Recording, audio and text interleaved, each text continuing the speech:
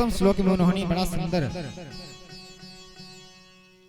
ठाकुर जी को नमस्कार किया है, उनके स्वरूप का वर्णन किया है कि ठाकुर जी हैं कैसे। पुनः गुरुदेव कहते हैं कि एक बार नैमी सारणी क्षेत्र में सौनक आदि 88,000 ऋषिगण बैठे हुए हैं महाराज, जिनके सन्मुख कितने वर्ष के बालक, तो 20 वर्ष के बालक। कौन? तो श्री सूत जी महाराज, जिनका आगमन हुआ। और जब सूत जी को आते सौनक जी ने देखा तो महाराज आसन से उठ करके खड़े हो गए, क्योंकि कथा रसा स्वाद कुशल, कथा को सुनने में वो परम कुशल है। और जैसे ही सूत जी को देखा महाराज तुरंत प्रणाम करना शुरू कर दिया, सूत जी के चरणों में वंदन किया। और सूत जी ऐसे रोकते रह रहे, महाराज ये आप क्या कर रहे हो, हम ठहरे बालक। परंतु सौनक जी ने कहा, धन वृद्धा बल वृद्धा आयुर्वृद्धा तथैव च तीस सर्वे ज्ञान वृद्धा किंकिरा शिष्य किंकिरा। धन वृद्धा बल वृद्धा आयुर्वृद्धा, ना कोई धन में बड़ा होता है, ना कोई बल में बड़ा होता है, और ना कोई उम्र में बड़ा होता है। 30 सर्वे ज्ञान वृद्धा, इन सभी में कौन वृद्ध है? ज्ञान वृद्ध है। हे सूत जी महाराज, आपके पास तो करोड़ों सूर्य के समान ज्ञान है। इस संसार रूपी अंधकार को दूर करने के लिए तो एक सूर्य काफी है, परंतु इस हृदयगत जो अंधकार है, उस अंधकार को दूर करने के लिए एकमात्र गुरु जी की कृपा, गुरु प्रसाद। और आपके पास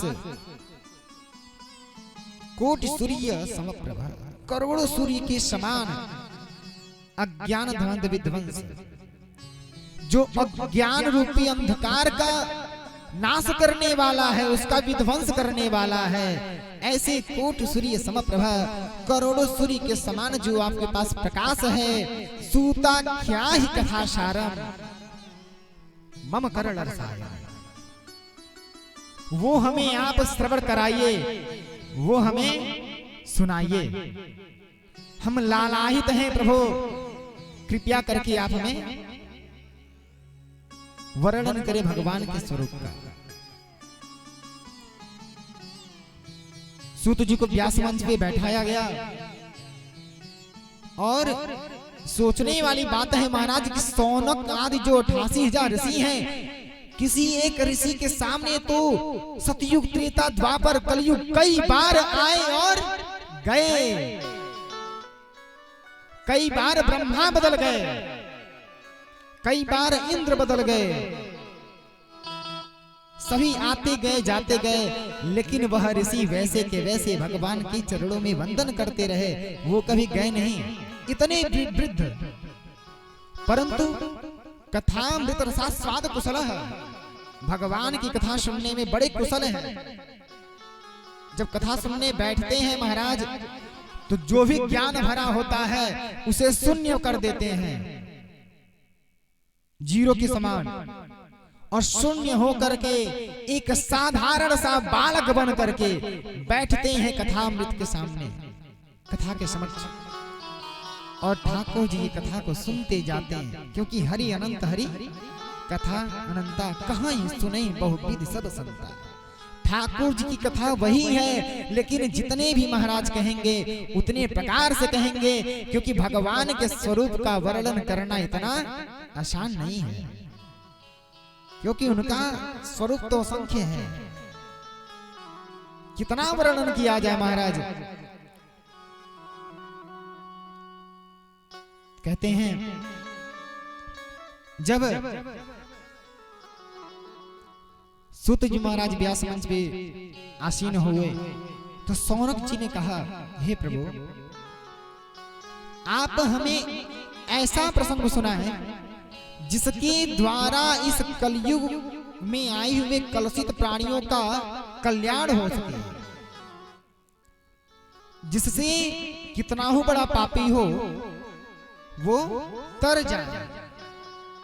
क्योंकि ये कलयुग है, इस कलयुग में कोई बच नहीं पाता कि सब के सब भगवान की इस माया में फंस जाते हैं और पाप पर पाप करना प्रारंभ कर देते हैं। मेरे प्यारे, सूत जी कहते हैं, हे प्रभु, अगर आप अपने कल्याण की कामना के लिए पूछे होते तो हम नहीं सुनाते, परंतु आपने सारे संसार की कल्याण की कामना की है, सबकी कामना की बात की है, इसलिए हम सुनाते हैं। सावधानया शृणु। जब कोई व्यक्ति किसी को कोई महंगी वस्तु देता है ना, तो सावधान कर देता है कि सावधानया शृणु, सावधान होकर के सुनिए। क्यों? क्योंकि मानो अगर किसी को चिंतामणि मिल जाए, क्योंकि चिंतामणि के सामने कोई भी चिंतन करो तो पूरा हो जाएगा, कल्प वृक्ष के सामने कोई भी चिंतन करो तो कल्पना करो तो पूरी हो जाएगी, परंतु चिंतामणि और कल्प वृक्ष में वो क्षमता नहीं है जो गुरुदेव भगवान के कथा अमृत में है, उस कथा में है। क्योंकि अमृत का पान कर लेने से व्यक्ति मरेगा तो नहीं, लेकिन अगर कोई मारेगा तो दर्द अवश्य होगा। पुनरपि जननम पुनरपि मरणम, पुनरपि जननी जठ